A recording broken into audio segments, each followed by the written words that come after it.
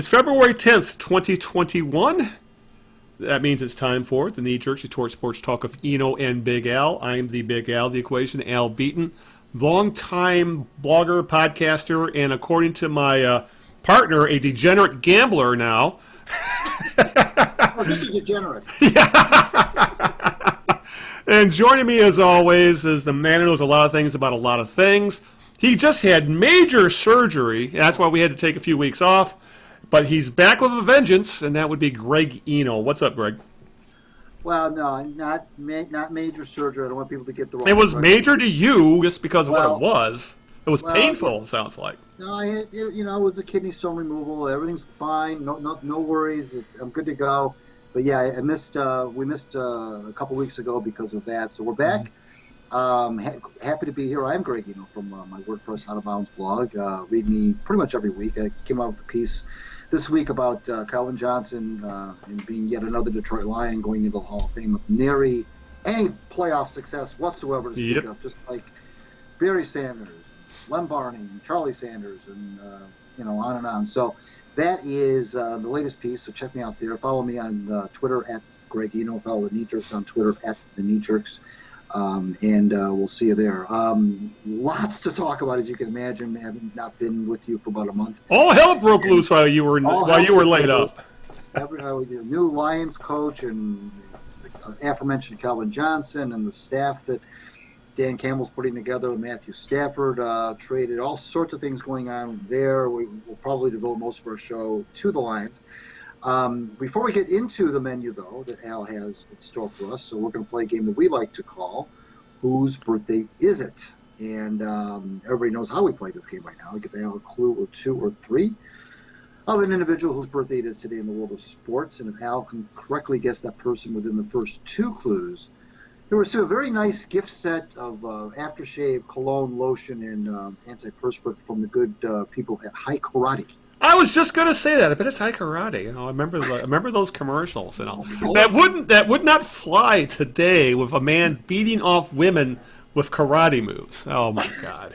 My God, we're old. We remember this shit. But you know what? It probably would work if you had a woman fending off men with karate. Yeah. That would be really cool. But anyway, this person, Al, made his name in the world of football. He's continued to make his name in the world of football. He was born in this state in 1966, so he's 55 years old today. He is he played in the NFL and is now still very involved in the game. I will tell you, he played on the offense. I will tell you, he played his entire 11-year career with one team in the NFC East. The old, it was the NFC East when he played in the late, in the 90s. So think of those teams. And the same NFC East we have today, but regardless, he played there and he won a couple of Super Bowls with that team, and that's all I'll say. Offense, NFC East in the 80s, won a couple of Super Bowls. I just realized he sounds a whole lot like. I just realized that he sounds a whole lot like two different people you could guess. Yeah. I'm not sure which one. Yeah, I know exactly. It's oh hell, let's see. God, who won Super Bowls in the 80s? Was it Washington? No, 90s. 90s. It was 90s. I'm sorry, the 90s. So, would it be the loudmouth wide receiver with Dallas, Michael? I can't remember his last name. Irvin? What's that? Irvin? Yeah, Michael Irvin. Irvin? Michael Irvin. Right team, though. Wrong offensive player, right team. Gotcha. All right. Right church, wrong pew. I used to have a teacher that said right church, wrong pew when you were close to an answer. So that's not him, but it's the correct team, but not the right player. All right. Well, I have an idea who it probably might be. We'll see. Since I'm rusty because I had to restart the show once because I screwed up the opening, so I'm probably rusty with all these answers as well. But with that, we do have a lot to cover, so let's hit the ground running here. So since we last spoke, Greg, as I mentioned earlier, all hell broke loose with the Lions they hired a new GM, they hired a new head coach, and these are after they interviewed everybody. I think you didn't get an interview. I'm sorry, I talked to them, by the way. You didn't, so there. But no, they really felt like they talked to everybody in football at least twice over. So we have a new head coach, new general manager. We also now have a new quarterback as after all this went down, Matthew Stafford was traded. So this is all kind of mushed together because it all plays with what's going on with the team right now. So we might as well just start what's going on in the front office because it looks like complete upheaval, which I think was desperately needed. Kind of spearheaded by, of all people, Chris Spielman, who we talked about in our last podcast. But as I mentioned, they seem to interview everybody in football. But the Lions finally hired Brad Holmes, Rams director of college scouting. He's the new GM.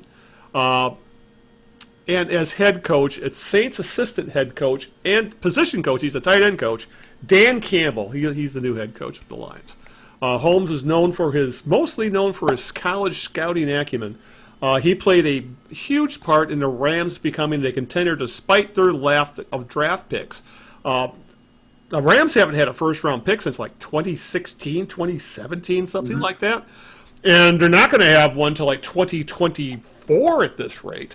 So, but they still made a Super Bowl. They've been consistently in the playoffs, much because they are able to build in the draft with those middle and late rounds, which the Lions have had constant trouble trying to find contributors, let alone play, and even special teamers. And the Rams, led by Holmes, seem to be able to find not just contributors but impact players. Guys like Cooper Kupp, for example. Guys they'd find guys in the third, fourth, fifth round who would become stars, or at the very least above average starters on a playoff team, which is something the Lions have struggled with for a long time. So he's never been a GM, so there's going to be kind of a learning curve. We'll talk about what's going on to fix that. So I guess before we get to the kneecap biter, we might as well talk about Holmes. So were you kind of surprised that the Lions decided to go with someone with no experience, which I remember when we talked about this, I was hoping they would get someone experienced, but they kind of addressed that. We'll talk about. And also the fact that this, even though he continually used the word retool during his Zoom press conference, by the moves they're making, it looks more like rebuild. So are you kind of surprised by how the kind of a left turn we seem to have taken here? Well, to me, it doesn't really matter about what terminology you use. Yeah, I don't care if that's you a good point. Reboot or retool. It doesn't really matter. Yeah, I mean, they're going to build this team the way they're going to build it. They have I'm presuming have a plan. Yeah. So it doesn't really matter. I think those are just semantics, to be honest with you. If the Lions win sooner rather than later, great. If they don't, it'll just take that much longer. But you're right. We were talking about the whole experience thing last time, and we were a little bit cautious about going the rookie route with both positions, the head coach and GM. But like I think you hinted a little while ago, at least with the front office scenario, they seem to be surrounding or helping Holmes with some really quality people. Assistant GM is Ray Agnew, who's been doing that kind of a job for quite some time. And then they also brought in, which was really interesting to me, and this is what kind of made me think that maybe Shelia Ford-Hamp might be the one Ford who doesn't have the buffoon gene in her, and that is when they brought in John Dorsey, who has been a GM at two other locations, Cleveland and Kansas City, is well known around the league for being a astute, having had an astute eye for talent, good drafter, has done some good things with those organizations. So they brought Dorsey in as to be, I think the official title is like senior personnel consultant or something like that. Senior personnel executive is the actual executive. But yeah, essentially, but which is interesting because he has a history of pissing people off, being an abrasive personality. But in this position, I don't even think he even needs to be in the offices. He's just there to work on a draft, essentially. Yeah, and I don't know that that's necessarily a bad thing to have. No, it's not, actually. If the guy's talented, I'm all for it. If you can manage his personality, awesome. If he's a little abrasive, he's a little abrasive. I mean, this whole thing to me, Al, is really kind of fascinating. Now, the Lions, and I'm not one to heap praise on them at all, but it does seem like Shelia Ford-Hamp and I'm going to give her most of the credit. I know Rod Wood is involved too, but I'm not a big fan of Wood. I don't know why. I guess there's a lot of Chuck Schmidt about him I don't like. Right. But regardless, the thing I like about what Sheila's doing is that she seems to be, well, first of all, she made the move to fire Quinn and Patricia together. Right. And she did it during the season. She didn't wait till after the season. Secondly, she seems to have recognized, when she brought in Spielman, which I think was more than just window dressing, and then I think she seems to understand that Brad Holmes may need a little bit of help. Right. And unlike Matt Millen, who came in as a rookie out of the broadcast booth and wanted to do everything himself and didn't hire people around him to kind of help. He didn't build anything around him. Right. It was just Matt and the coach. And at least with Holmes, I'm seeing, Dorsey, and I'm seeing Agnew, and Spielman is there, and there seems to be a support system for Holmes as he kind of finds his way. And remember I said this to you before that and I'm no Bob Quinn fan by any stretch, but the one thing I will say about in Bob Quinn's defense is the Lions did not give him those kinds of people, right. or to give the Lions the benefit of the doubt, Quinn didn't seek out those people either necessarily. Right. Regardless of how it went down, meaning Quinn, didn't have those kinds of people around him. So here comes Holmes now with Dorsey and with Agnew. So right away he's got two seasoned people around him, and so that now I'm not so skittish about having a first-time GM when you've got those kind of people around you, and Spielman as well. So that makes me feel okay about the Holmes thing.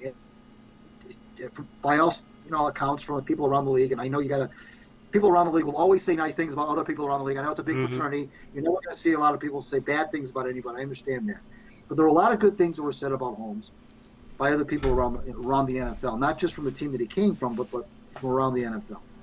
So that's that. Now, the Campbell thing, which you didn't ask me about yet, but anyway, I'll just kind of seamlessly go into it, was also kind of out of the blue. I mean, he wasn't really necessarily the one that people thought would have the inside track, but he has assembled quite a staff, and makes you wonder if maybe not having had. Now I know he was interim for a while in Miami, but maybe this whole rookie head coach thing isn't as big of a deal when you bring in these types of people, right, to be your coordinators and your position coaches, and they're trying some they're trying some things like Mark Brunell as quarterbacks coach, Antoine Randall as receivers coach. So the whole thing is pretty fascinating. Yeah. And I know they've kind of made some people in the NFL kind of raise their eyebrows at what's going on. Of course, you got to win. Football games aren't won by coaches. I understand that. But one of the things that we've all complained about this for years has been the coaching. Yeah. From top to bottom, it's like they're poorly coached. We've seen other players move on from the Lions, and the other coaches are able to tap into their potential, i.e. Kyle Van Noy, Exhibit A. Players that have gone on and have elevated their game when they get out of Detroit. So we'll see. I mean, obviously, this is still the Lions, so they still got to show us. But this offseason is turning out a lot better than I thought it would. Yeah. Yeah, and you're right about Holmes, because we were both kind of concerned about getting a rookie GM after what happened with Quinn and some of the other adventures this team has had with inexperienced front office people. But yeah, the hires they've made in the front office, specifically the Dorsey one, it has eased my concerns somewhat. Yeah, because two of the, as you said, he's known for drafting. He's known for having nice drafts, and two of the players he is specifically drafted were quarterbacks, Patrick Mahomes in Kansas City and Baker Mayfield in Cleveland. Right. Obviously Mahomes has won a Super Bowl, made it, and just played in this last one. And Mayfield has led the Browns from 0-16 to a playoff team. So the guy's got a track record. Like I said, he's got a track record of being abrasive, but it might be one of those things where his abrasiveness is much more tolerable when he's not the man in charge. Right. So, yeah, when it's coming from the top down, it's a bit different than going sideways or up, which is well, obviously up this would be. So that kind of eased my fears, and I do like the idea of someone who has a hell of a track record in the draft, which Holmes does. As for Campbell, there was a lot of interesting points to make in regard to him, specifically starting with his press conference, which in today's soundbite-centric media landscape, his biting kneecaps soundbite made the rounds on social media. A lot of the football pundits made fun of it. Fans from other teams, and I think the best point I saw about that was that press conference speech was not meant for anybody else other than the Lions fan base. And the Lions fan base ate it the hell up. I mean, especially after the almost 3 years with Matt Patricia, who was a complete 180 from Campbell. Campbell's appears to be a player's coach. He's a gung-ho motivator, going to be a CEO type of coach because he's never been a coordinator, so he needs strong coordinators to help implement his plan. But I think that's exactly what, and I usually see that with teams. They zigzag between players coach and hard ass. Oh, now the hard ass didn't work, now we go back to players coach, and that's kind of what's happened with Campbell. I mean, from Caldwell to Patricia, and now to Campbell, we've zigzagged back to where they kind of were.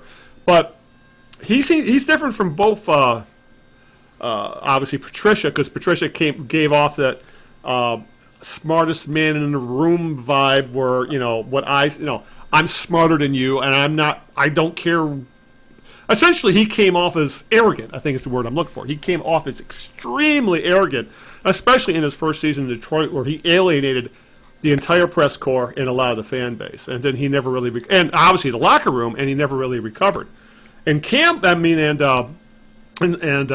Caldwell, players coach, purportedly the players loved him, but he was not a fire and brimstone kind of motivator. He was obviously his motivation seemed to happen in the locker room. We never got to really see it, but the players, they said, would run through a wall for him. But he was not. He was very stoic, stone-faced. I don't think we ever saw him smile, ever. And then you got Campbell, who comes off as the pounding on the pulpit kind of guy who's going to, essentially, as he said in the press conference, bite kneecaps, amongst other things. And I think for a long-suffering fan base that has been through, hopefully he's kind of the best of both worlds when it comes to a player's coach. He has the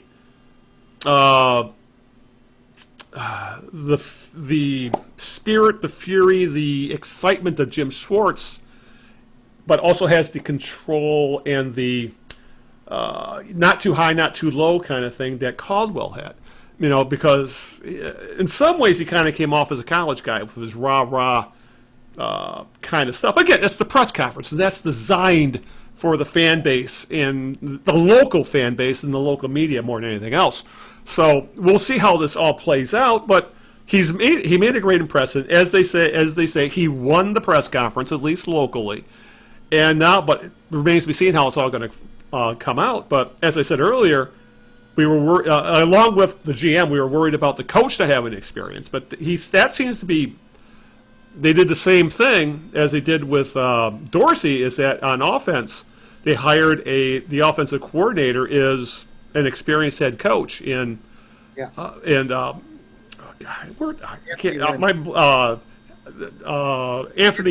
Yeah. Anthony Lynn, who was just recently canned by the Chargers. So he and Lynn may be one of those guys where he's much better suited to be a coordinator than a head coach. We'll see, but he was one of the things he was known for is what he did with Justin Herbert this year, who is going to be the AFC Rookie of the Year, obviously, at quarterback. So they found the guy with the experience, and then on defense they went with a known up-and-comer who was going to be a defensive coordinator sooner than later. And so Campbell brought with him from the Saints, he brought the defensive backs coach Aaron Glenn, He was named defense coordinator. And again, both these guys, again, NFL experience, a ton of NFL experience. So that kind of eases my fears as to the inexperience. And there's still going to be bumps in the road, I'm sure. I mean, I don't think anybody's expecting this coming season to be anything but a struggle. But they seem to be making the right hires. I haven't seen anybody in the NFL talking heads world pan these hires. Well, except for in one way. I'll get to that later. But between the guys they had brought in, almost every single one of them was a former NFL player, and most of them were pretty damn good NFL players. They had long careers and then stepped into coaching. So it's kind of an interesting experiment because I don't think we've ever seen this with, I don't think any team where almost the entire coaching staff is former NFL players. I mean, literally from head coach on down. So it's going to be interesting to see how this all pans out. If it pans out, we may see something we haven't seen in forever, a Lions coordinator actually getting bumped up to head coach of another team. I don't think that's ever happened in my lifetime. So, it's at the very least, we don't know how this is going to work out, Greg, with either Holmes or Campbell. But at the very least, the first month has been extremely encouraging, and I haven't felt encouraged about this team since probably we have to go back to Caldwell, and even then we had a lot of issues with Caldwell, and we both felt it was time for him to go, even though he was 9-7. So, it's nice to be kind of excited about what's going on with the Lions because these last 2 years, 3 years really, have absolutely sucked. I think the best way to put it is, as I've always been a fan of the Lions, I've always loved the Lions, but these last few years, I didn't like the Lions, if you know what I mean. Yeah. Well, the other interesting thing about the Campbell hire, which raised my eyebrows, was the 5-year contract. No, 6. Was it 6? 6? Yeah. I don't think they have announced what Holmes' contract is, but it's probably got to be similar. Wow, yeah, so 6. Oh, you're right, it was 6. 6 years. So they're not expecting anything for at least a couple years, I'm betting. I don't recall anybody getting any coach in the Especially one who doesn't have any head coaching experience at all. Well, that was interesting. Yeah. Of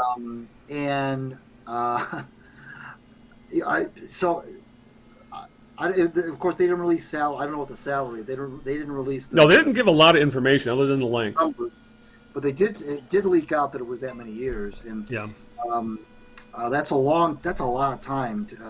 That's a lot of confidence to give to a. Now, the thing too, Al, that Lions fans should be encouraged by, I guess, with Campbell is that every one of these assistants that just about every one of these assistants he's hired were courted by another team. Yeah. But they chose the Lions over that other team, and so many of these guys. I watched the Anthony Lynn presser today, and I watched the Deuce Staley presser, and I watched the Glenn presser on YouTube, and they all said that the reason that they're there is because of him. It's because of Campbell. And I know that that's still off-season talk, and you got to win the games. You can't just win the press conferences. But he's for whatever reason. And this is you mentioned a little while ago about being a CEO. Campbell, everybody knows that he's not that X's and O's kind of guru like that Caldwell was and so forth. But he is. They just keep calling him a leader. Everybody keeps calling him a leader of men. Mm-hmm. And Glenn and Lynn and Staley, when I saw them today on YouTube, all said the same thing. He's a leader. He's got leadership skills. I'm here because of him. When he reached out to call me, I couldn't wait to get here. Mm-hmm. So, I'm with you about the Lions. I don't like them either. But this has got to give fans some sort of boost that he's expecting this type of. And the thing I'm listening to these coaches talk, and they all seem to be saying the same thing, which is, let's see what we have first. Yeah. And then determine. Aaron Glenn said this, Lynn said this, Staley said this, and of course Campbell said it too. Mm-hmm. Let's see what we have before we start saying this is the scheme we're going to run. I know that.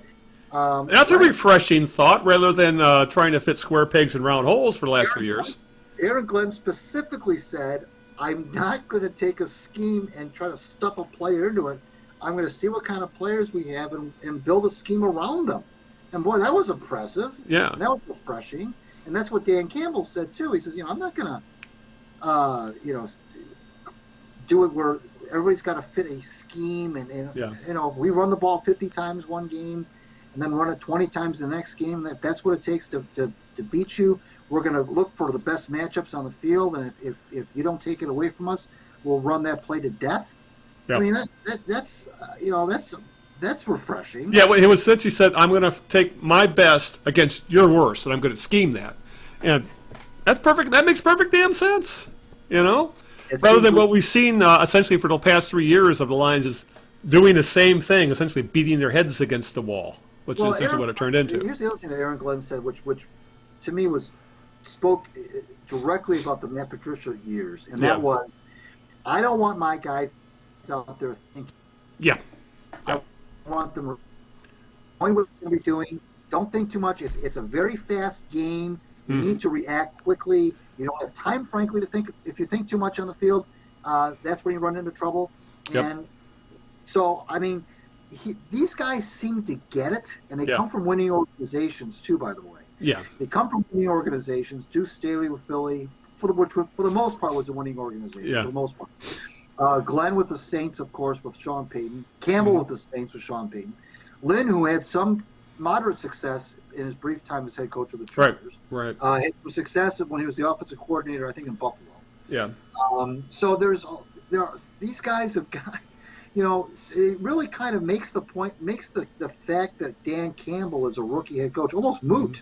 Really. Yeah. I don't think that's a factor now at all. I think that now had he brought in a lot of, like when Darryl Rogers, that godforsaken decision, when he came in from Arizona State and he brought in a bunch of Arizona State people with him. Yeah, but brought what he was comfortable with, brought in his cronies. His offensive coordinator, he coached mainly in the CFL, Bob Baker. Yeah. I mean, the whole thing was just a total mess. And really, ironically, the only really good decision I think he made was when he hired Wayne Fontes as a coordinator, because Wayne ended up being an NFL head coach for a number of years. Yeah. And so this is really refreshing to see Campbell going out there and getting these kinds of coaches that other teams wanted, by the way. And whenever I see the Lions win out on bids with other teams when it comes to things like that, that's even John Dorsey, who last year was kind of a consultant with the Eagles. Right. The Eagles with that their GM Howie, whatever his name is, who the fans hate, by the way. They didn't like the fact that he fired Doug Peterson, but whatever. The fans wanted Dorsey to stay with the Eagles. Yeah. And the Lions offered him this position, and he took it.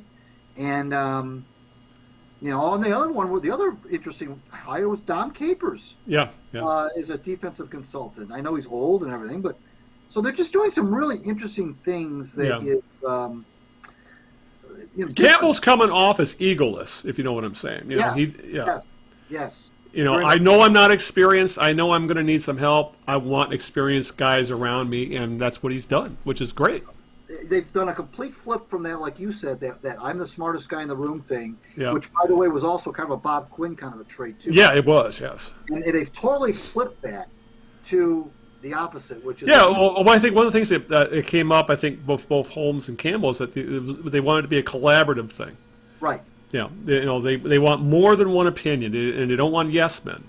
So, and essentially, that's what the previous regime was. Aaron Glenn said today. He said, there are going to be some times where I'm going to get in Campbell's grill a little bit. Yeah. He's going to get mine. Ultimately, he's the head coach, but that's the way it is. We have a relationship. We're going to go at each other. We're both competitive, and that's okay. I like that. Yeah. I mean, that's totally good. Yeah. I think that kind of conflict sometimes and that kind of pushback is a good thing. And so we'll see. If nothing else, this is going to shape up to be a pretty interesting leading up to the draft. The draft itself, of course, I'm not sure what TAs they're going to have, if any, with COVID. I don't know how if this offseason is going to be. I have a feeling this offseason is going to be similar to last, the way it's looking. Mm-hmm. But, when you brought up the guys thinking too much, I think that was something that Campbell brought up during his hiring presser. I think he was referring to Jared Davis, and he says he's in third year in the scheme, and he still looks like he's not sure what to do. Because that was one of the things that was kind of raised, it was a red flag for saying, well, I really like him, and the guy has struggled to the point where the Lions didn't didn't up his 5th year of his rookie contract, and he says, I really like how this guy plays, and that's when he brought up the scheme and how 3 years in and none of the guys in defense looked like they knew the scheme. It was either too complicated or didn't fit their skill set, and and that comes back to what you heard today with we want to build around what we have, rather than, as we saw with the last regime, if they don't fit my preconceived notion of what a football player should be, we ship them out of town, and then we bring in what we think they should be. And unfortunately for the previous regime, that notion of a football player, I think, is 10 years out of date, because every single defensive player they have, for the most part, is big and slow when the league has moved towards fast, speed, as we've seen. So, but yeah, it's I hate praising the Lions, but so far this looks like a totally different hiring process and the type of people who are being brought in compared to what we've seen from the Lions in the last, as far as I can even remember. Because there was talk, she's never been involved in this sort of thing before. And then rather than go to the NFL and like Martha did and say, we need help, she went and found the help on her own. She got people that she trusted. Obviously, I don't think either one of us are thrilled Rod Wood is involved in all this, but it's someone she trusted. But then bringing in Spielman and Barry Sanders and some of the other people they brought in the hiring process, and now with this and the interviewing process. I mean, I don't know how you slipped under the radar, considering who all they talked to. So, after the last, some of these last, some of the hires we've seen in the past were essentially fait accompli before they even had an interview. Like obviously Bob Quinn with Matt Patricia, or Matt Millen with Steve Mariucci. I mean, we knew they were going to be the head coach, hell or high water, and none of them worked out. So it's interesting that they seem to talk to so many people. We kind of made fun of it on the last podcast, but apparently there was a method to their madness, and so far the madness has worked. And here's another under the radar thing that with the coaching staff, we got lost in the shuffle because of all the new guys they brought in. I think one of the things that was also good is the guy they kept, which is Hank Fraley, their offensive line coach, who has been widely regarded as having a big, having a lot to do with the success of that offensive line, which might be the strongest unit on that entire team. Right. Yeah. And I think that keeping Fraley, who once again, there was talk that he could have gone elsewhere. Other teams were interested in him. Yeah. And he stayed in Detroit with a new head coach, which you don't see that very often, where a new head coach comes in and a position coach stays. And so retaining Hank Fraley, I think, has not gotten a lot of buzz because of all the new guys they brought in. But I think keeping him was another big move, because even though it really wasn't a move at all, but it was a big thing because of what he's been able to do with that offensive line, and the fact that they were able to retain him despite the new regime is another good thing. Yeah, and it helps to have some continuity in the coaching staff, even if it's a little bit. So, yeah, I mean, if they kept the right guy, so. But, yeah, after what's gone down, I don't see too many people in the fan base upset that, that they've gone in this direction. But the one thing we do need to talk about a little bit is that, obviously, during the head coaching search, what came up is that the Lions did not hire a person of color. The only person of color hired was Robert Saleh, who went to the Jets. Obviously, he's Muslim, and from Dearborn. But the Lions caught some grief for it. And if you ask me, it was completely undeserved. I forgot the name of the writer, but he was a black writer for the USA Today, and it was right after the press conference. The biting kneecaps press conference, as it'll go down in history.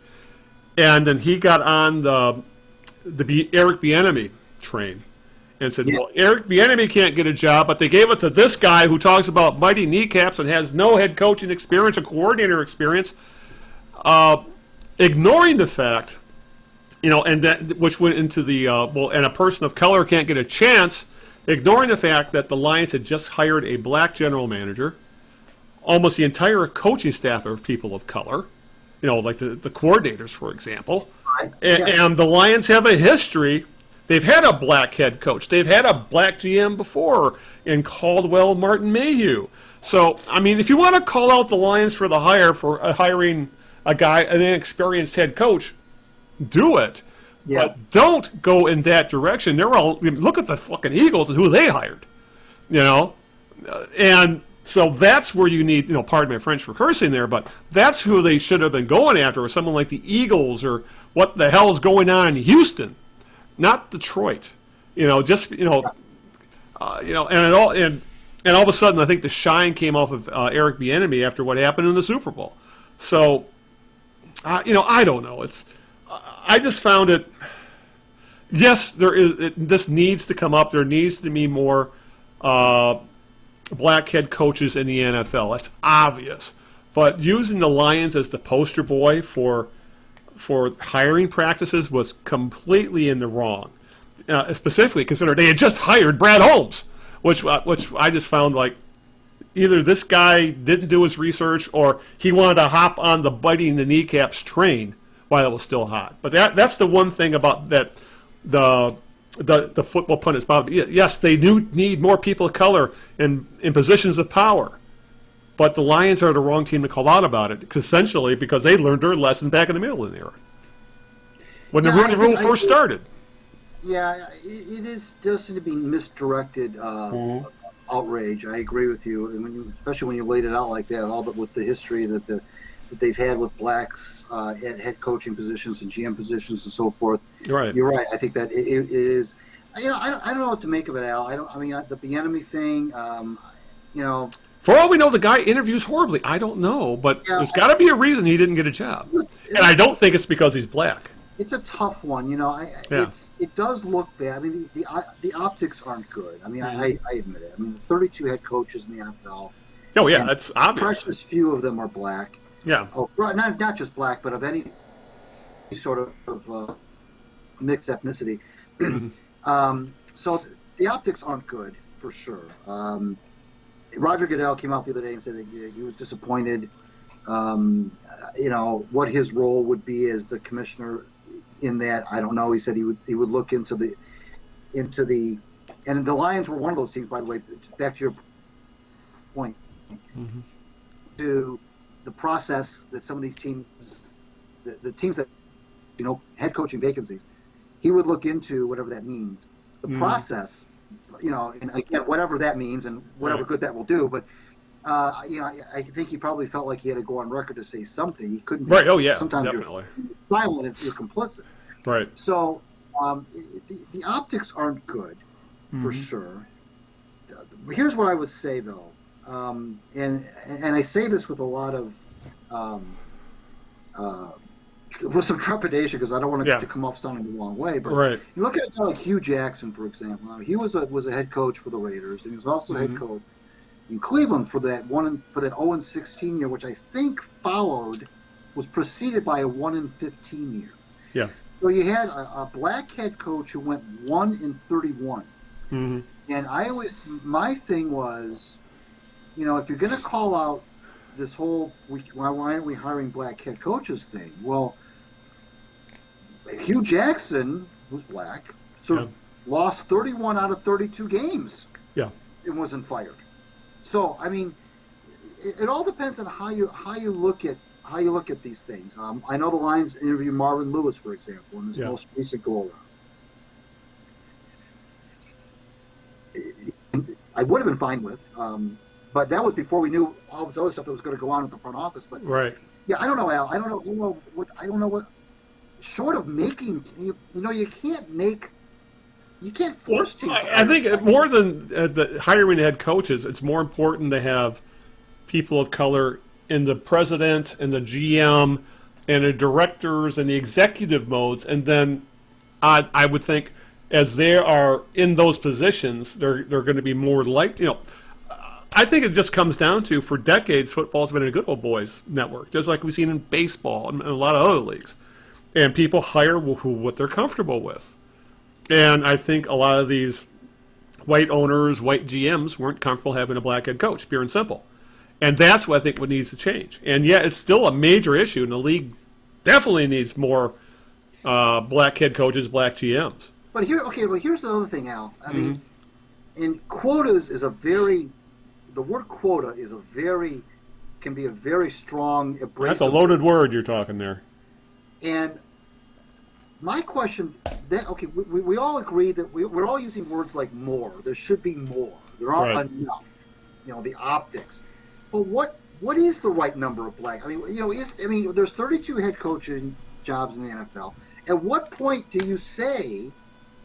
At what threshold do you say, okay, we have enough black head coaches to keep the dogs off us, or to keep off the critics? At what point? We all have said there should be more, but how many more? I mean, at what point do you say, okay, we're gonna, obviously Roger Goodell can't ever come out and say this publicly, but has it ever been mentioned? Okay, if we have a certain amount of black head coaches, we're satisfied. What is that number? Is it 20%, which is 6? Is it 30%, which is 10? I mean, what is the number that would make people say we have enough black head coaches? I think the answer would be, it's not a number, but it just comes down to the point where it just isn't an issue anymore. But that just means we need more variety in the hiring. But that takes a long time. It's taken long enough just to get to this point. So the NFL definitely has major issues when it comes to the hiring process. I just thought the Lions were kind of unfairly singled out in this case, considering they've got a pretty good history in that over the past decade plus compared to a lot of other teams. All right, with that, before we get into what's that? Okay, go ahead before we move on. Real quick about the enemy is that the last 2 years his team has gone to the Super Bowl. Yeah. So you can't. It's hard to interview a guy like I know the Lions waited for Patricia 3 years ago. We all know how that turned out, but. So then it really hurt the hiring process when it came to assistants. When you have when it comes to head coaches, the sooner the better. The sooner you get your guy in place, the better. The sooner he can start to build his staff, and these often weeks are at a premium. You're getting ready, bowl, then you got to get ready for the draft, and so you can't wait till. Like I said, the Lions did wait till after the Super Bowl 3 years ago to hire Patricia. Right. But the enemy now has been to the Super Bowl twice, 2 years in a row. Yeah. And I don't know, maybe that's had some impact on his availability or his attractiveness, because you can't talk to the guy until February. Yeah, and I think there's a couple of things. Once he had a bit of a checkered past as a youth. He had some issues back when he was younger, and there's also the fact that people ask, is the Chiefs' offense Bieniemy or is the Chiefs' offense Andy Reid? And I think that might play into it too. Is Bieniemy essentially another Matt Patricia, in that Patricia got a lot of credit for the defense, but after the fact, it looked like it was mostly Bill Belichick. Yeah, and that's what I'm thinking we may be headed with Bieniemy, is that. Yeah, I mean, he may be in charge of the offense, but that's really Andy Reid's offense.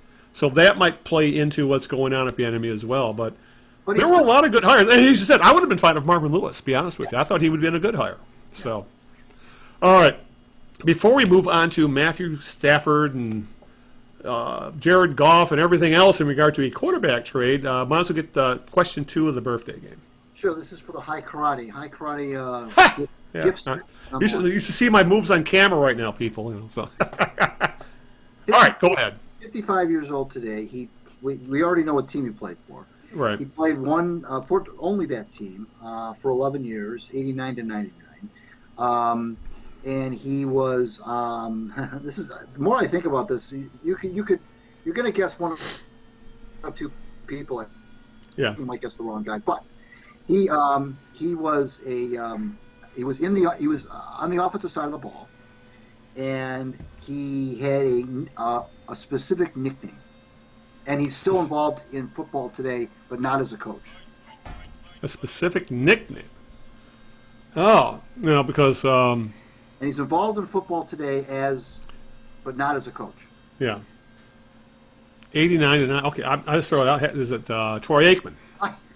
No, it's not. Ah. No, it's not. And as soon as I'm reading these clues off, these clues could absolutely apply to Troy Aikman. Exactly. Same amount of. It's the same yeah. timeline. It's the same thing. Yeah. One team, offensive.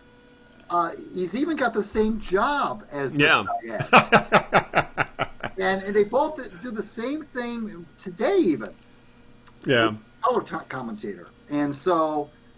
Well, I hope he's better than Aikman. I hate Aikman. I do not enjoy Aikman one bit. The answer is not Troy Aikman. It's and it wasn't Michael Irvin.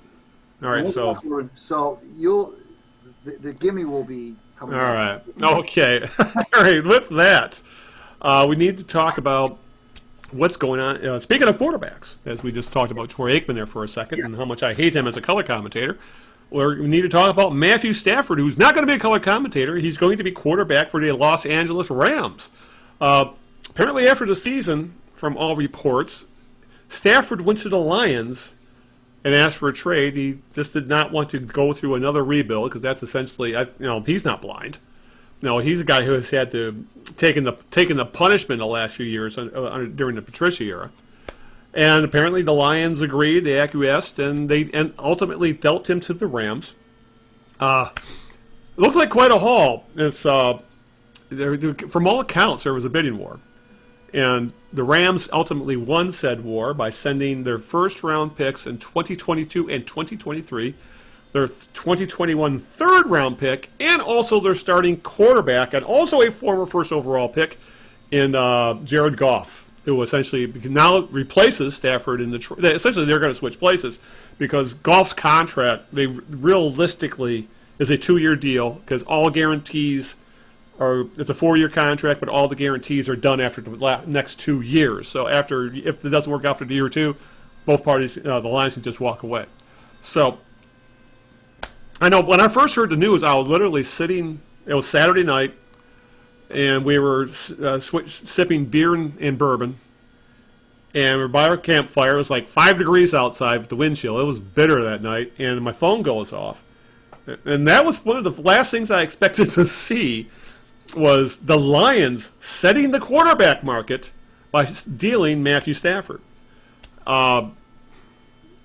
It kind of surprised me in that it went down so quickly. Because all the other quarterbacks that they're talked about being traded, Wentz out of Philadelphia, and and the whole shit show going on in Houston, and Indy needs a quarterback, and it looks like New Orleans is going to need a quarterback. The market is crazy right now. There's going to be more now. Chicago wants to trade for a quarterback. I mean, it's crazy right now. And here are the Lions. Their new regime, essentially saying we found but they actually looked like they played teams against the other because apparently the next best offer was from Carolina, which was a 2021 first round pick and I think a lower pick, and then I think Teddy Bridgewater. And then they went to the Rams and said, beat this. And the Rams beat it by throwing in another draft pick, first round pick. It really looks like here we are praising the front office again, Greg. It looks like they really played the market well. They knew it was going to be a seller's market for quarterbacks. They knew they had a pretty darn good one. He may not be great. We'll wait and see how the rest of his career plays out. But you cannot deny Matthew Stafford is a pretty darn good quarterback who has shown signs of greatness. They knew they had an in-demand product, and they ultimately played their hands to the point where they got quite a bit of badly needed draft capital, 2 first-round picks. I think most fans would have been happy with a 1 first-round pick and maybe a lower-round pick, yet they end up with 2 first-round picks, the third-round pick, and a starting quarterback to boot. So now that they can concentrate on other things and not be forced to draft a quarterback in this coming draft. I have absolutely no complaints. I think it works out best for everybody. Stafford finally gets to move on to a team that he thinks can make noise in the postseason. The Lions aren't handcuffed to Matthew Stafford in that contract and can now decide what direction they want to go. And then they also have a guy in Goff who essentially now is going to have a chip on his shoulder, has a guy who believes in him in Holmes, and now gets away from really looks like an extremely toxic relationship he had with Sean McVay. And this is a guy who made 2 Pro Bowls and is taking the team to the Super Bowl. Matthew Stafford hasn't done that.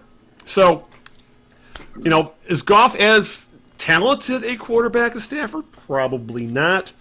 Has Goff done more in the NFL? You could argue, yeah, at least winning-wise. So I know quarterback wins aren't a stat per se, but I have no problem with putting Jared Goff under center the next 2 years and seeing what the hell happens. I have no nitpicks about this draft pick at all. And the other thing to factor into this is because in trade parlance they say a first-round pick in next year's draft is not worth as much as a first-round pick in this year's draft, just for trade purposes. But I don't know if you can really say that as much because of how handicapped scouting is right now because of the pandemic. No, there's not going to be a combine.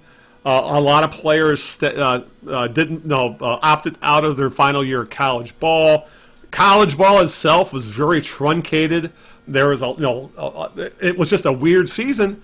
So maybe the Lions did the smart thing and punted on the extra first-round pick this season, figuring the next 2 years things will be much more back to normal, and they'll have a better idea of the scouting. Maybe they're just not confident of the scouting this season. So for numerous reasons, I have no complaints with this trade.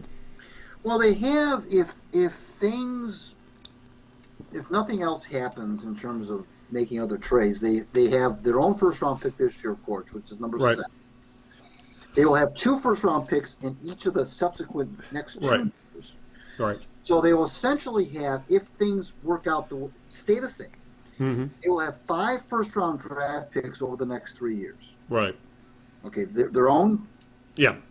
And the 2 from LA. Right. So that's not bad. Okay, No. Now you can use that either to indeed choose players if you want to use them as traditional draft picks, or trade them, of course, for other things. Which was the Rams' strategy.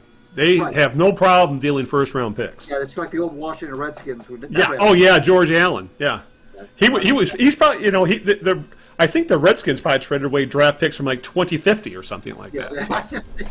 Redskins didn't have anybody under the age of 27 on the roster. At any given time. The thing about this too is that now it doesn't force them to draft a quarterback. Now they could still draft a quarterback at number 7 if they feel like that's what they want to do. Right. Goff, as you mentioned, is here for 2 years, presumably, if nothing else changes. Right. And we all thought when we were thinking about the whole idea of trading Matthew Stafford was under the assumption that you were, at least I made the assumption, that you were not going to get back a bona fide starting quarterback in return necessarily. Right. That you were only going to get back draft picks. Right. Or some sort of salary cap relief or something. But now the fact that you're actually getting a guy that you could literally plug in as your starter, who's a young veteran, who, as you said, has been to the Super Bowl and has made some Pro Bowls and so forth.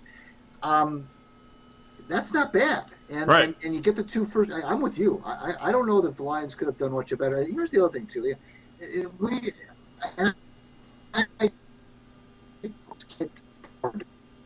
Blasting Carlos Monero, it's too easy to do, and it's such low-hanging fruit. But he wrote a column a week or so before this trade happened, and he said, I don't like the way that they've telegraphed this trade, and now they have to trade Stafford, and now they have no leverage. What are you talking, no leverage? When you make a guy like that available, you're going to have teams crawling all over themselves to get him. Yeah.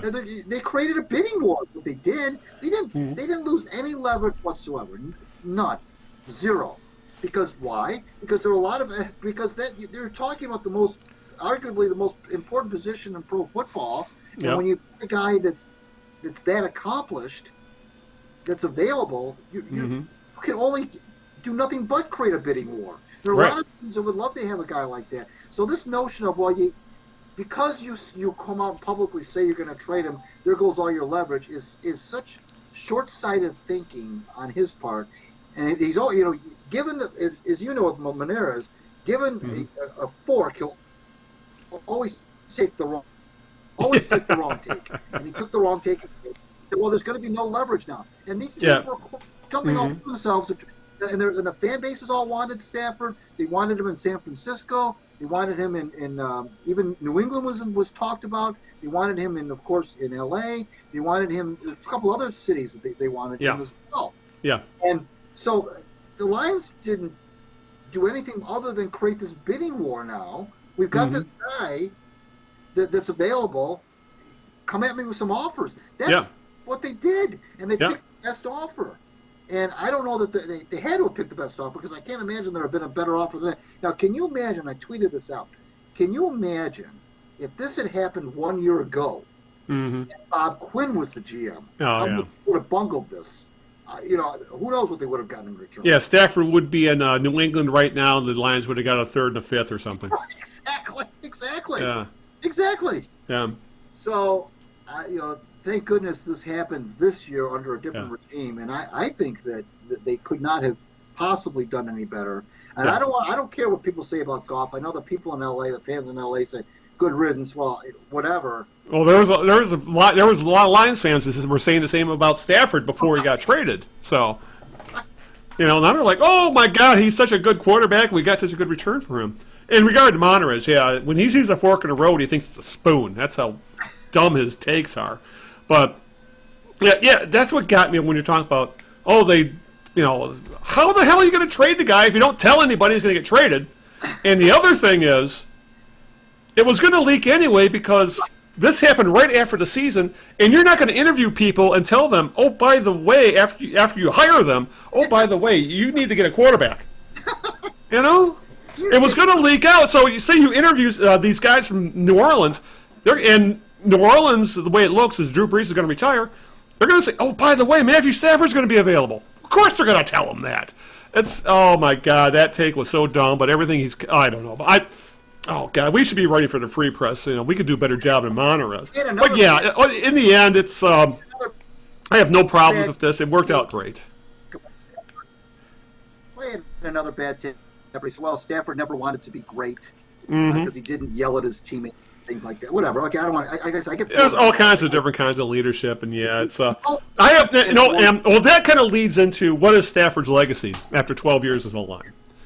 Yeah. It's hard to say, because it feels like the reaction from the fan base has gone from, he's a pretty good quarterback, and they might get a first-round pick for him, to now that they've gotten this haul for him, and the media the national media is all of a sudden praising Stafford to high heaven after essentially pretty much ignoring him for the last 12 years. And all of a sudden the fan base is like, oh, he's my quarterback. How are we going to replace him? Oh, Goff can't step into his shoes. And I don't know. I just find that Channel 4 has been running some sort of Stafford Chronicles about Stafford's only going to speak to them about him leaving Detroit. Who gives a shit? This is one of those things where Stafford's. I even saw posts on social media. Are they going to retire Matthew Stafford's jersey? They haven't retired Charlie Sanders' jersey, and he's in the goddamn Hall of Fame. Why would they retire Matt Stafford's? He didn't win a goddamn thing in Detroit. It'd be like, let's retire Chuck Long's jersey, for Christ's sake. It's Stafford was a damn good quarterback, the best quarterback in our lifetimes. But then again, that's not a high bar to clear when we're talking guys like Milt Plum and Greg Landry and Scott Mitchell and Bill Munson and Chuck Long and Andre Ware and Rodney Peete and God knows who else. Stafford's legacy is essentially he's going to end up in the Ring of Honor. His number won't get retired, and he'll just be remembered as a pretty darn good quarterback who didn't win anything. And that's not a big deal. I just find that the older I get, this deification. I don't want to call it deification, but this all of a sudden putting on the rose-colored glasses into the career of a guy like Stafford. When you look back, there has been plenty of times where he came up small in big games. Everyone remembers all those comebacks. What was it in 16 or whatever the hell it was? But you also got to remember, why in hell were they behind in 8 games that they had to come back in? Or the fact that everybody else, they got robbed in that playoff game in 2014 against the Cowboys, completely ignoring the fact that happened with 8 minutes left in the fourth quarter when the play got picked up for pass interference. Stafford had chances to make 2 other drives, didn't do a damn thing with them. What was I forgot the season. It was a season where Aaron Rodgers got hurt. The Lions were like 6-2. The division was there for them, and they literally fell flat on their face in the second half of the season, and Stafford was a big reason for that. And people say about Goff, well, he's known for making big mistakes at the wrong time. Well, so is Matthew Stafford. Hell, how many times we saw it this year? He threw some god-awful pick sixes this year. Was some of it maybe him trying to do too much? Maybe, because he saw that they were always playing from behind at a sucky defense.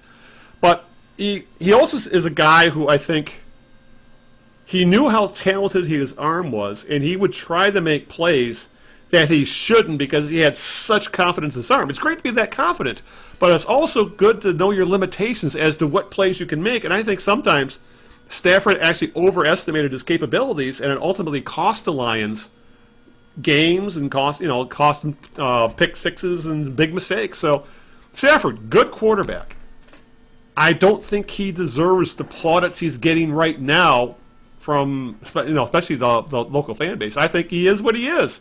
He's who's Atlanta's quarterback?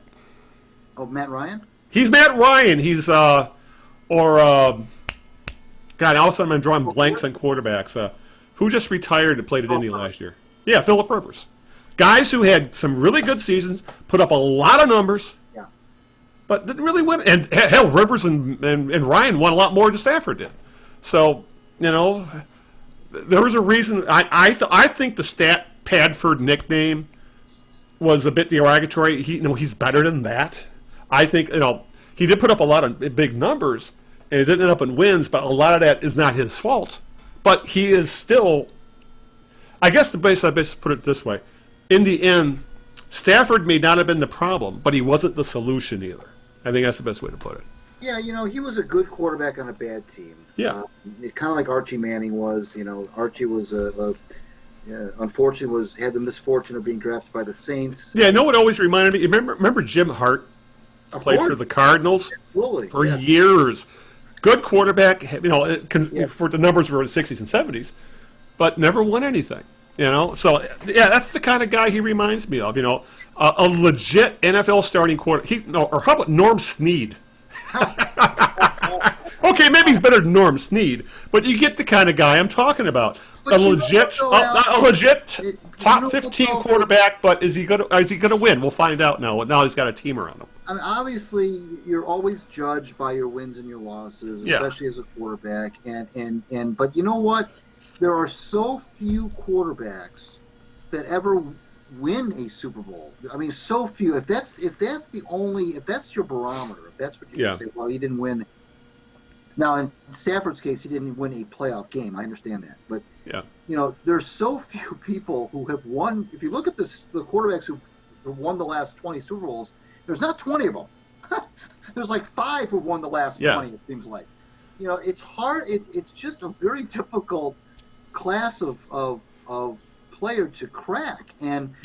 But it is fair. What you're saying is fair. That he just didn't do what he was brought in here to do when he was drafted number 1 overall. But he was he certainly provided the fans with a lot of thrills and chills. All those comebacks, oh my God, that was awesome. I think that was really the last time I was uber excited about the Lions was that season. They were such fun to watch. And then the wheels fell off. They were fun to watch. there are a lot, and you mentioned a bunch of them just a few minutes ago. There were a lot of really good quarterbacks that have not been able to win the big one, if you will, and that's just the nature of the beast. And I just don't think it's fair to solely judge a quarterback based on that. I think you know, and unfair to that moniker you said about padding stats and so forth. I think that's a little bit unfair as well. A lot of those stats that he compiled were because the Lions were always behind, trailing. They throw the ball 90% of the time. Yeah. But you know, you mentioned that way at the top, way at the beginning of the show, that this is really a good thing for at this beginning of the segment. This is really a good thing for him to. He gets out of Detroit, where he wasn't ever going to. It was never going to happen here anyway with him. He gets to go somewhere else. They arguably have a better team than the Lions do. He apparently wants to play for McVay. McVay, like you said, McVay and Goff had a chilly relationship for whatever reason, and now so it's probably good for Goff too. You mentioned the whole chip on the shoulder thing, and the Lions are in transition. You know, Goff may not necessarily be the guy that leads them to the promised land, but he gives them a capable veteran starting quarterback that they can plug. You could argue he's the second best Lions quarterback in our lifetime. So I mean, think about it. So I mean, it's one of those rare trades that you can really say, yeah, good for I know everybody. It's a win-win, I think, because Rams are win now and the Lions are win future, hopefully. The knee-jerk, no pun intended, reaction to the trade when the news broke was that the Lions won the trade because of all they got back for Stafford. But who's to say the Rams won't win out if Stafford leads them, takes them to that other level? But the problem is, Al, is that Goff has already taken them to the Super Bowl. Yeah. So the only thing that Stafford can do now to be considered an improvement on Goff is to win the Super Bowl. Yeah. So that's a lot of pressure, too. I mean, I know that he wants to win, and I know that he wants to play for a winning team. But the Rams have already been to the Super Bowl with Goff. Yeah. So now the only thing that Stafford could do that would placate everybody over there would be not only to get there, but to win it. So on a team that has gone all in their window for contention for a Super Bowl may be starting to close. You know? So, yeah, but I feel I'm happy for him. I really am. I have no animosity towards Stafford whatsoever. Just because he was never going to be the guy here doesn't mean I wish him any ill will. It's just that's just the way it worked out. You mentioned that he made some bad decisions and came up small in big games. That's true. Yeah. But so what? I mean that's the whole body of work. Without question, he was the best Lions quarterback of our lifetime. Probably in the history of the franchise, frankly. I don't want to hear about Bobby Lane. I don't want to hear about Tobin Rote. I mean, he was the best quarterback ever. Period. Case closed. Mm-hmm. And which means you can be which just proves the point.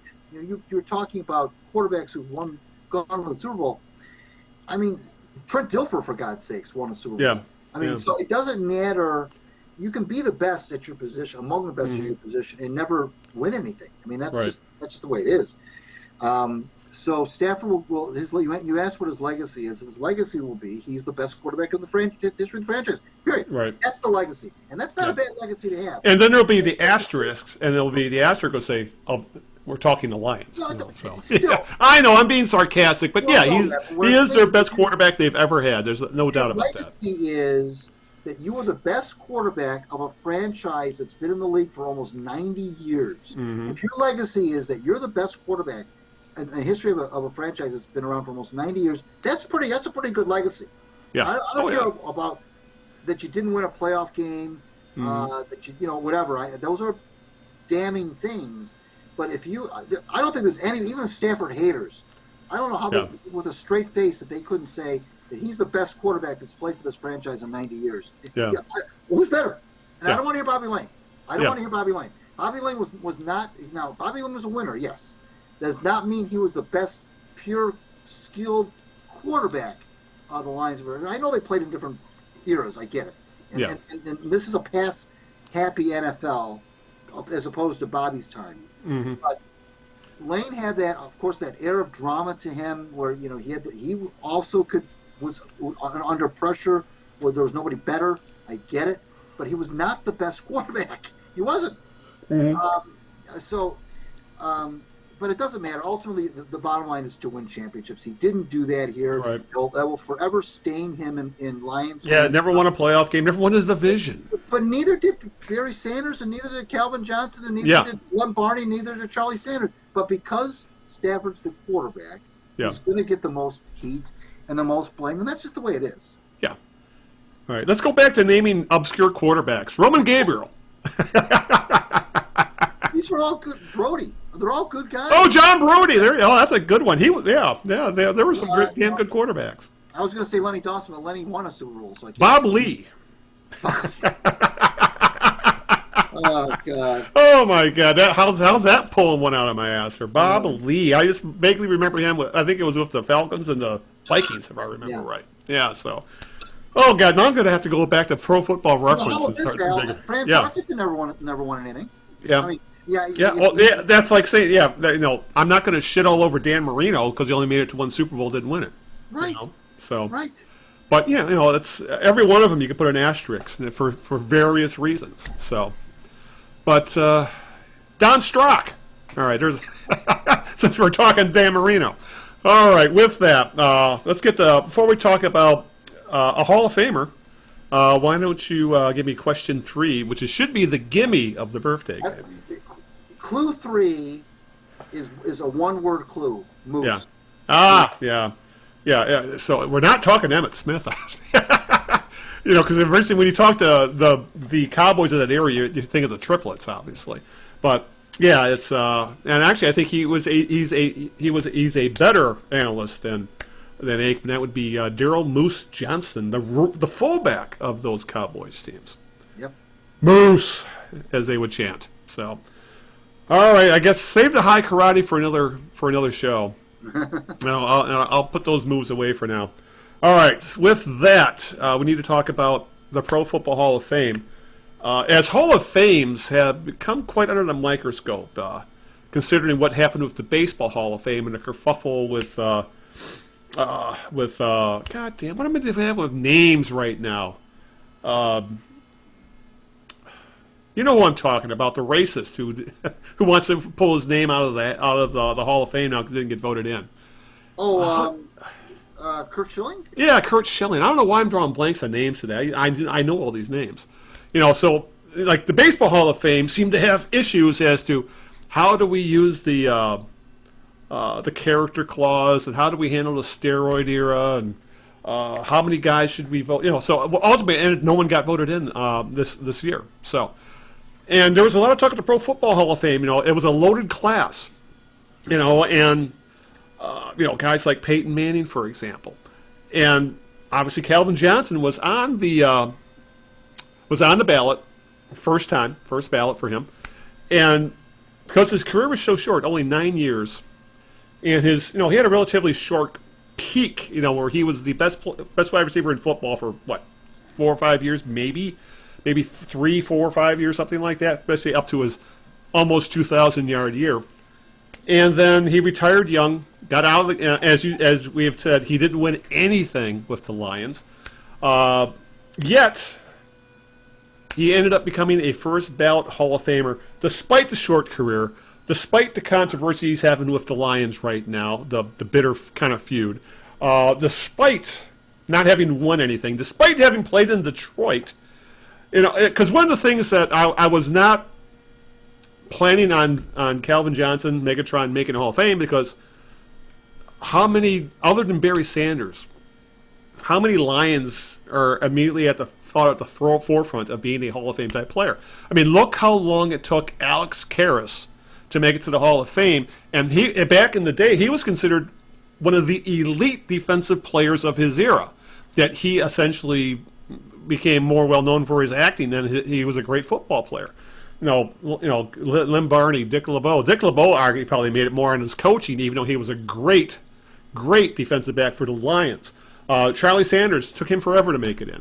So I was honestly really surprised that Calvin Johnson made it in on the first ballot. Obviously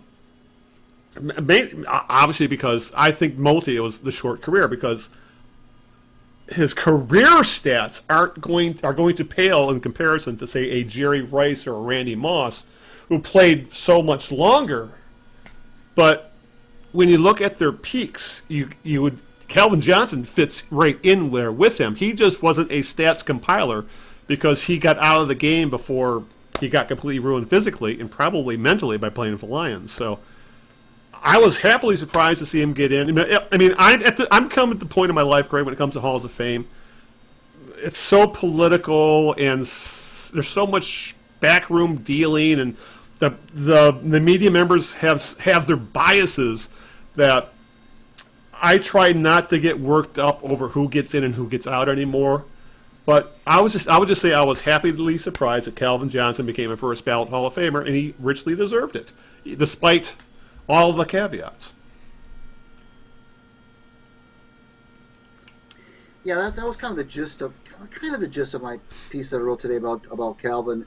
Is that he was so kind of like Barry Sanders, who obviously was a no-brainer first ballot guy. Calvin wasn't quite as no-brainer as Barry was, but if you look at the peak of his career, I'm looking at it right now on Pro Football Reference. Mm-hmm. I mean, these are really big numbers. I mean, really, really big numbers. And he didn't do it for just a couple of seasons. I mean, he had essentially played 9 seasons, and 7 of those seasons he well over 1,000 yards receiving. Yeah. And of course, he set the record, the one record of most catches, most yards. I mean, you know, it was big numbers. So it doesn't. To me, it's not as surprising that he was a first ballot guy. Mm-hmm. A little bit because he played for the Lions, but the numbers to me were just so big. And he had the nickname, and he played in the television age and the social media age. Hell, it has a rule named after him. So the highlight reel era of, and so it doesn't really, he was not, he didn't have the team success that those other guys you mentioned had, Eddie Moss and Bryce et al. But his individual numbers, and let's face it, that's what the Hall of Fame is all about. Right. It's about individual numbers, not team numbers. His individual numbers were just so good that and he left on top. That's the other thing you mentioned with the relatively short. I mean, 9 years is not a short career, but I mean it's definitely shorter than the other guys. But the elite players tend to stay longer in the league, and you're right. He much like Barry Sanders, he was still considered at the top of his game when he got out. His last season, 88 catches, 1,200 yards. The lowest yards per catch of his career, though, was that last year at 14 yards, but still very capable receiver. Mm-hmm. He was freakishly big, and strong hands. He was just freak, period. Physically, really was. And my thing that what I wrote today is when I look at players and try to determine their worthiness of being in the Hall of Fame, one of the things I always look at is were they ever one of the best at their position? And if they ever were one of the best at their position, how long were they the best?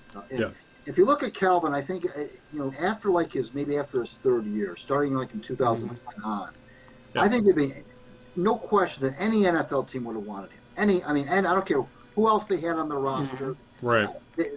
He would have been. They would have wanted. Yeah. And I think in just about every year that he played, he was within that top 3 to 5 receivers in the league at any given time in his career. So that's what to me makes a guy a Hall of Famer. Right. Not that he had 1 or 2 really good years and kind of was okay the rest of the year. Rest of the career. He was top notch throughout his career. Right. So that's really kind of where I land with that. There were a couple times where he made some boo-boos as well, but they were dwarfed by all the big plays that he made. Right. And because he played on some really bad teams, and he made them watchable at times. And he played with some bad quarterbacks, or at least not very good ones. So the year, for example, the really big year he had when he had 122 catches and almost 2,000 yards. That was the team that lost their last 8 games of the year and finished 4-12. And he was really the only person that was you wanted to watch. And of course, he made a lot of national news because he was chasing Jerry Rice's and broke Jerry Rice's record, single season yards record. So no qualms with him getting in. Not terribly surprised. I'm more surprised that it took Charlie Sanders and Lem Barney as long as it did to get in the Hall of Fame than I am surprised that Calvin Johnson got it on the first ballot. Right. Yeah, and I think the more it's great he's in the Hall of Fame, awesome.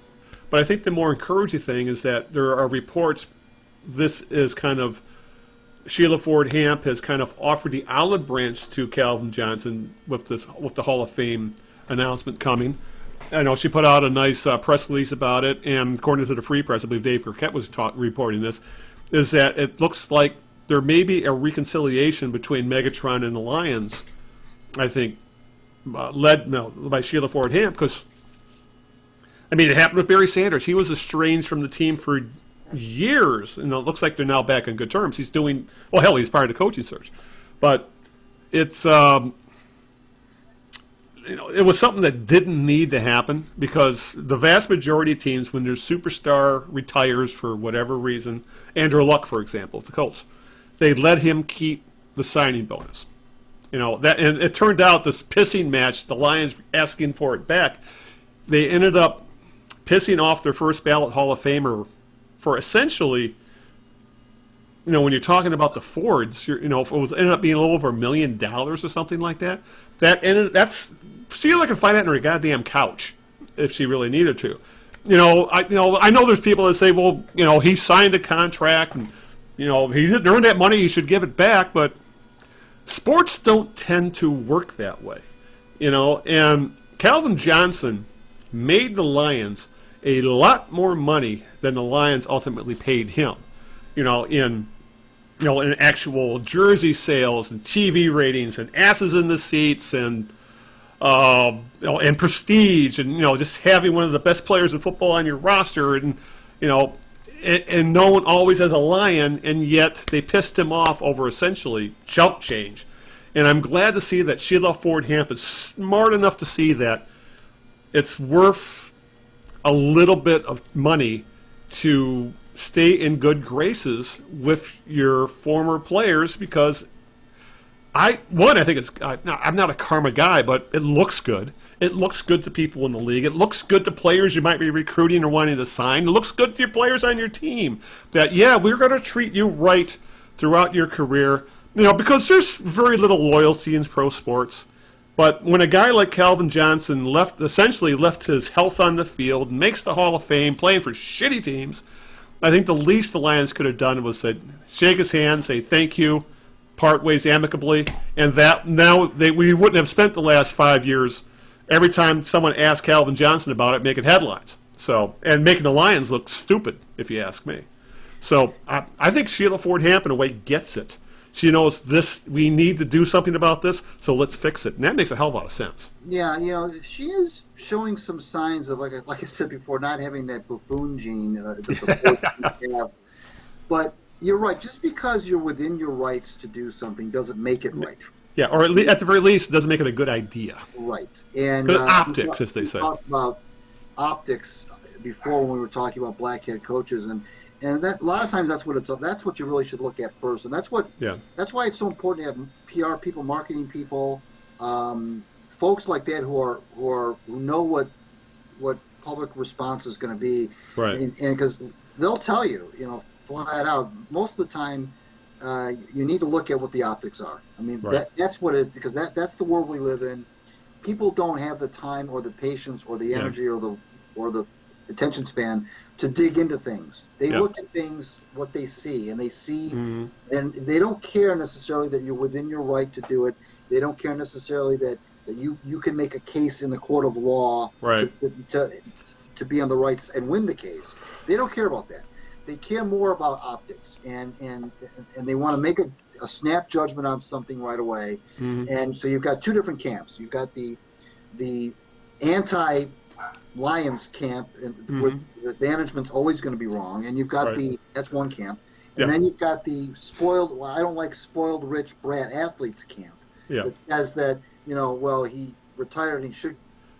Yeah, the guys that I'd play for $50,000 a year guy. Yeah. Yeah, these guys in the old days would have played for nothing, which is a bunch of course bull. Yeah. As well, by the way. So sometimes you just have to just bite the bullet. You mentioned that the Fords don't need that money, that's for sure. And what do they end up getting out of it? Now, I wrote an article, a column last year that basically said I'm tired of the Calvin Johnson Lions thing. I think it's, to me, I don't care about two rich entities going at it. It doesn't affect my daily life. I really don't care. I probably land on the side of Johnson, but ultimately it doesn't interest me. And I also wrote that there are some other cases, examples of Dick Butkus with the Bears who had a big falling out. Right. Chuck Bednarik with the Eagles who had a big falling out. Right. You mentioned Barry Sanders. It's not. Yeah, look what's going on with Deshaun Watson right now in Houston. Same thing. I think it was in hockey. Oh gosh, I want to say, Davey Keon with the Leafs. Huge falling out. He wouldn't come back for. You look at Sergei Fedorov. In the wings. A lot of instances where it doesn't end well for whatever reason. And it's too bad because a lot of these guys have played a long time for their respective clubs, and it's too bad that they have to go off on a bad note, and it takes years sometimes for it to Bednarik eventually made up with the Eagles. Butkus eventually made up with the Bears. Well, Butkus and Hallis didn't speak for years. Yeah. For years. Chuck Bednarik was so bad that he rooted against the Eagles.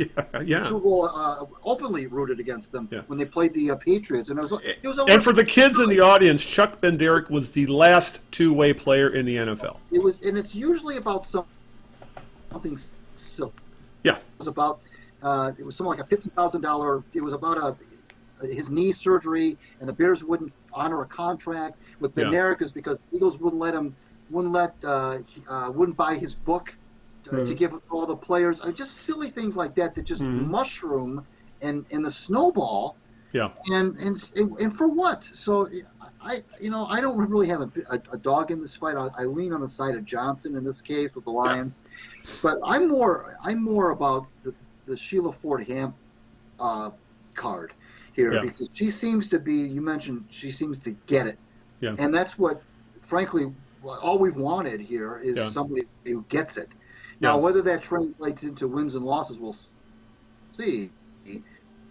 Things that we haven't had here is we feel is somebody who has gotten it. So just the fact that there may be somebody who gets it is a step in the right direction. Yeah, that's. Let's hope she continues to get it and things are headed in the right direction. And hopefully by the time Megatron is put in the Hall of Fame and gets his yellow jacket, the Lions will be in attendance and everybody will be happy family again. So here's hoping. But yeah, it's time to bring Megatron back into the fold. So we'll see what happens. All right, before we wrap it up, Greg, we should just touch on the Pistons just a little bit, just because they actually made a big trade.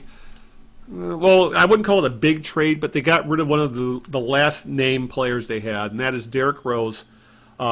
This trade probably should have happened last year, but last year we didn't have Troy Weaver as GM either. But Derrick Rose was sent to the Knicks. I still like to call them the Knickerbockers, even though no one says that anymore. He went to the Knicks for Dennis Smith Jr., another reclamation project. He was a first-round draft pick, I think, in the same draft as Josh Jackson, who was having a bit of a renaissance with the Pistons, who was picked up as a reclamation project, and a second-round pick of the next draft. It was interesting that it looks like once again a player went to management and said, I see where this is going. I see I'm not going to be a fit. I would like to be traded. And obviously Rose has been a good soldier with the Pistons. He has done everything they have asked of him. He's been a great sixth man for them coming off the bench. And he's helped mentor the young players, but he's at a point in his career he wants to win something. Why he'd end up in New York, I don't know. Want to win something, but regardless, he wants to play with Tom Thibodeau, and the Pistons were able to make the deal happen. So more power to him. I just think it looks good because Rose leaves happy. I don't think he'll have a bad word to say about the Pistons. He probably hoped things would have ended differently because when they signed him, they were still hoping to compete, and they were still hoping Blake Griffin had something left in the tank.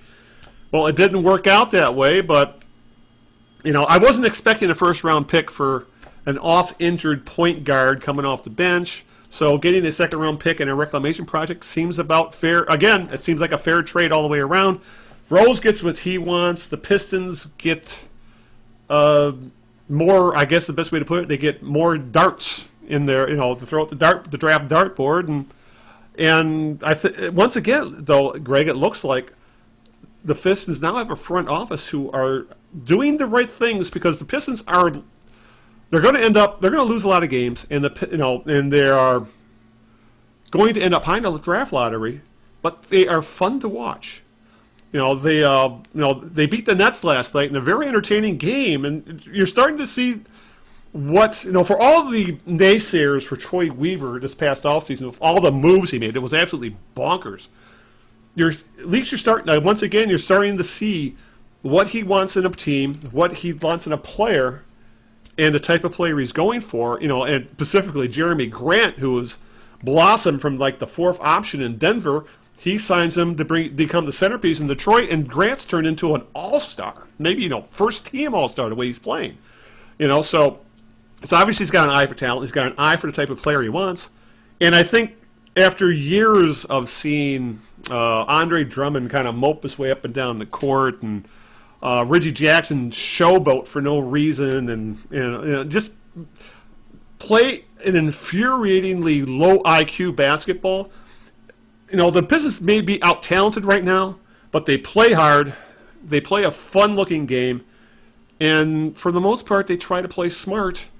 And I think the fan base, after we've been off in the weeds for a decade, I think they really appreciate that. And I got to say it, I'm enjoying watching the Pistons a lot more than the Red Wings right now, because the Red Wings are still, obviously getting boned in the draft lottery didn't help. But Yeah.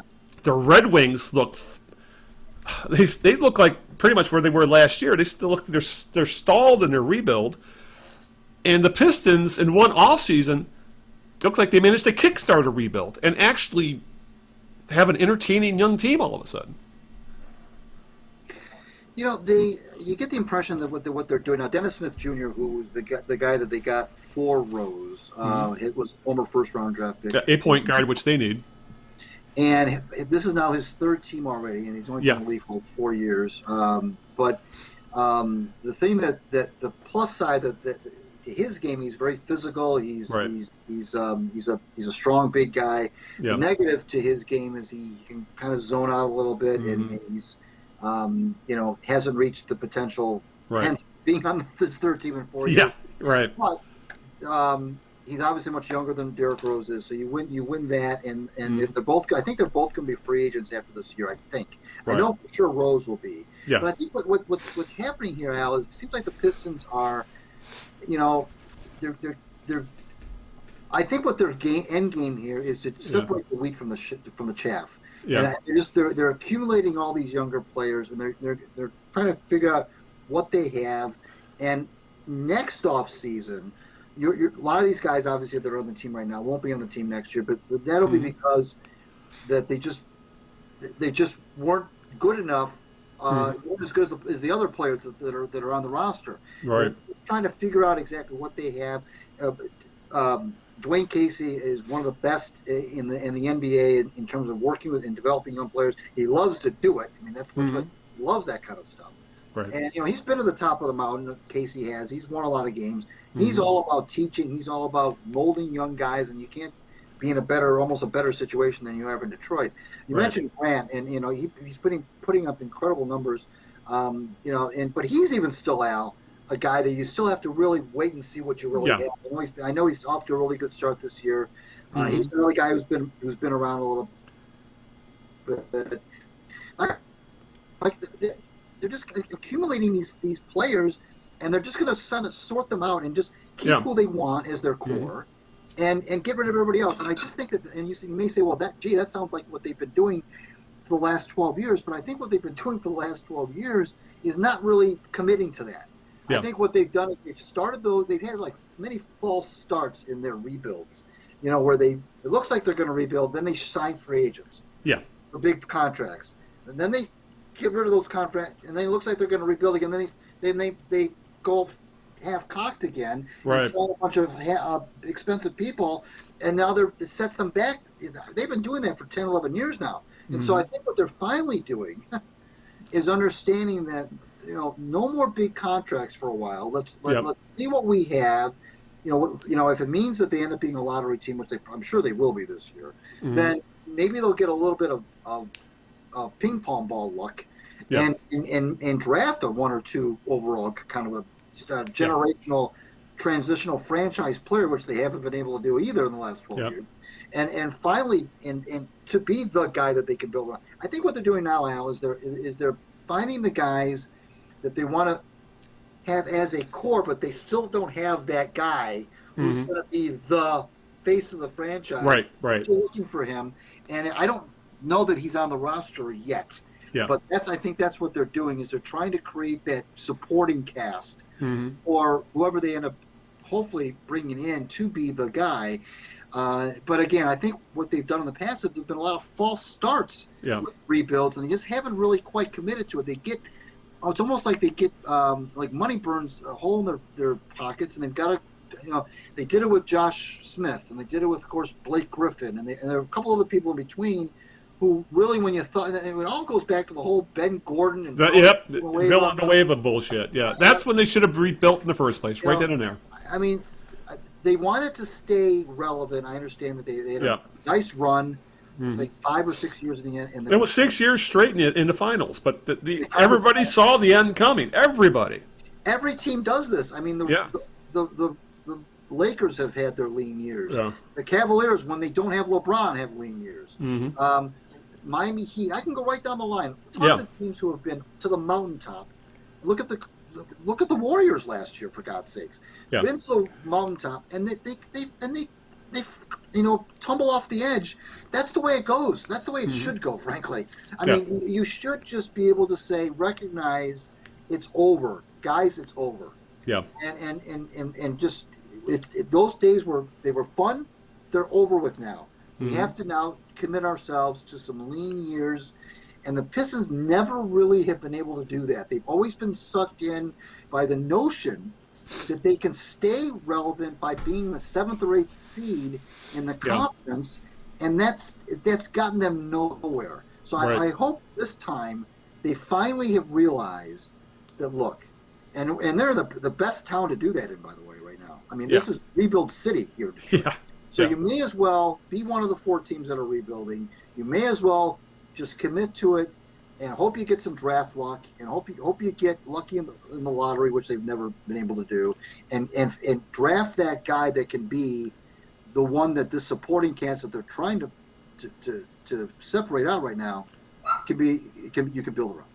Yeah, and just remember there was talk going into the last draft that this is a down year for the draft. There's no surefire thing here. We don't know who's going to be fine. It's just a tough draft. There's no top level talent, so to speak. So the Pistons end up getting they had like the 7th and the 16th and the 19th ultimately after all those deals were done. And it really looks like obviously the jury's still out Killian Hayes because he got hurt after 7 games, so we don't know how he's going to pan out. Plus he's young; he's only 19. But it really looks like Troy Weaver hit on Isaiah Stewart and Sadiq Bey.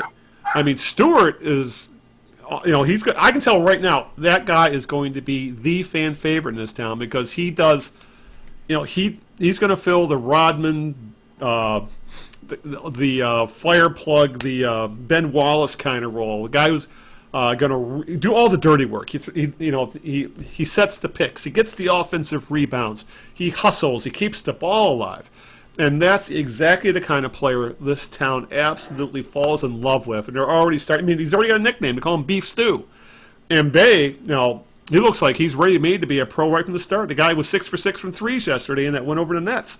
I mean, he's your prototypical 3-and-D guy, which is you need in this in the league now. So it already looks like, as you said, the jury's still out. It's still, we're still not even halfway through the first season with Weaver and his project. But some of the players, it's obvious he's got an eye for talent. Look what Durant's done. Look what Stewart's done. Look what Jackson's done. Look what Bay's done. And look at all the people who said, "Why are you signing Mason Plumlee?" The guy's he's gonna have a triple double. It's gonna happen soon because the guy is just a nice, solid, all-around ball player. He's very fundamentally sound.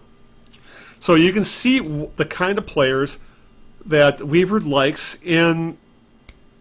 I'm encouraged. This has been a very encouraging podcast for the first time in I don't know how long, because it looks like we have 2 franchises that the light bulb has finally gone on.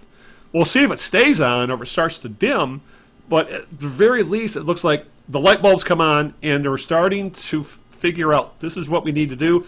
This is the plan. We have to put a plan in place. Let's follow the plan and let's see where it takes us. And so far, that's what they've been doing. And the Pistons, I have no complaints to rebuild right now. It's the perfect kind of rebuild. They're entertaining to watch. They don't get blown out, yet they still lose. And they're going to end up with a top 3 pick. So I don't think that's the perfect rebuild if you ask me. The jury, well, the reason why the jury is still out is because the Pistons have started rebuilds, like I said in the past, and they haven't committed to them. And the other thing they've done, Alex, I think that comes down to Tom Gores. Someone's got to keep him on a leash.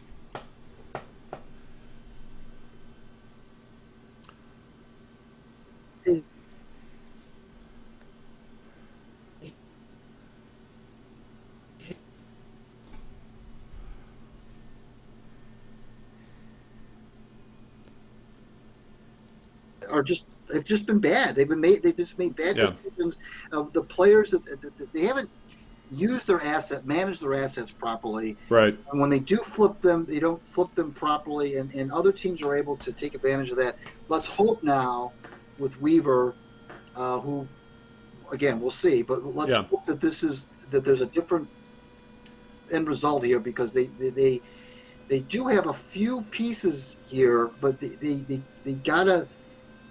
They've been impatient in the past. They've gotten antsy, and they've made moves sometimes just to make moves. It seems like at times, and there's NBA rosters are dotted with former Pistons. The Tobias Harrises of the world, and I could go on and on. Dinwiddie, on Chris Middleton, dotted with people who, had they stayed here or had the Pistons kept them, would be a much better basketball team right now. Yeah, it's we'll see what happens, but at the very least, I'm enjoying watching this team far more than I have in the last few years. I'll put it that way. Even when they were a borderline playoff team, and I think when it comes down to it, I think it kind of helps that they're handcuffed with Blake Griffin's contract, because it keeps them from, as you say, becoming impatient, because they have that $39 million on the salary cap that they can't do anything with. I think next year's last year of his contract, and I think it's worth $39 million. He does have a player opt-out. So the question is with Blake Griffin, do you walk away from $39 million to go play, hopefully sign a cheap deal with a winner, or do you say, that's just too much money to walk away from, and I'll hang around for one more year and then take my chances? So, but regardless, that contract, I think, is keeping the Pistons from being impatient. It's forcing them to be patient. It really is. Yeah, true. That's true. All right, with that, let's wrap up this podcast before we run out of gas here, because we've had a lot to talk about. And we're leaving topics on the table. Well, we got plenty of time to get to them. We haven't even touched on what the Tigers have done over the past month, and what's going on with the Wings, who we've alluded to are not very good right now and not very fun to watch. But with that, though, we need to wrap it up, because I know I heard Bean howling for you in the background a little bit ago. So, who's your jerk of the week? Well, speaking of the Red Wings, my jerk of the week is Anthony Mantha, frankly. For whatever reason, the Red Wings have had a difficult time getting this guy motivated to play. I saw him, say it was against Dallas, although I'm not for sure. I think it was against Dallas, where he was completely victimized on a play where he did not do anything to take his man out of the play right at the goal mouth. And I know the play you're talking about. Cover just easily scored. Scored. He was a healthy scratch the other night against Florida. Yep. That was pretty shocking. It was. He for whatever reason, they signed as you know, to a contract extension over the summer. For whatever reason, he just has not been able to. They have not been able to get. He doesn't move his feet a lot. He's as you know, he's a big guy. It's not been, for whatever reason, into it at times. And I get a little frustrated with players like that who just, for whatever reason, they just can't seem to be motivated on a nightly basis. And you're playing in the NHL and you're playing on you're a young player and they just give you a bunch more money and you're playing with two other, they had that fantastic line last year with Larkin and Bertuzzi, and he's off that line now. And like I said the other night, he wasn't even in the lineup at all. And Jeff Blashill, I think, is losing patience with him. Steve, I heard him say anything publicly about Mantha, but this is a guy that has, I just get frustrated when I see somebody who I know has a lot more to give, right, and isn't giving it. And it's not like he's not talented. It's not like he's just an applicator who's really just for whatever reason just has lost it. He's still a young guy. Right. He's not over the hill, and they just cannot get this kid to, on a nightly basis, on a shift-to-shift basis almost, go out there and play hard. I tell you what, if he was playing for a guy like John Tortorella in Columbus, he'd never play at this rate. I mean, he'd be sitting every night. Torts doesn't have any patience for those kind of players. Blashill finally sent a message to Mantha the other night when he was a healthy scratch. Being a healthy scratch in that is a like a scarlet letter. Yeah. If you're now it's one thing to be one of those fringe players who sometimes is in the lineup, sometimes isn't. But when you're a quote unquote regular and you're you're in the press box when you're completely healthy, that is an incredible slap. Yeah. And if that doesn't wake somebody like that up, I know he has said the right things this year, Mantha has, but it hasn't always translated into production on the ice. And at this point, it's not even about him scoring goals. It's just about him going out there on a shift-by-shift basis and giving the Red Wings what he is capable of giving them, and frankly, what he is obligated to give them. And he's not doing it. So that's my jerk. Yeah, it's quite the. I got to wonder when this may all end up coming to a head for the Red Wings. So it's not a very pleasant situation what's going on with Mantha right now, to say the very least. Right, my jerk of the week. A whole bunch of things I could have went with over the past month, but I'm going with online sports bet apps advertising. Online sports betting in Michigan became legal at midnight January 22nd. And the onslaught of advertising went live at 12:01 immediately. I know how we live in a political battleground state. At least it was in the last presidential election. That entire year of 2020, you could not avoid political advertising. Be it for the Senate race, the presidential race, or just in Republican, Democrat in general. Especially if you watched a local, you like to watch the local news, or if you saw something in the off hours, it was nothing but political ads, especially during the news. It was awful, and you could not escape it. We dealt with it for 11 months, give or take.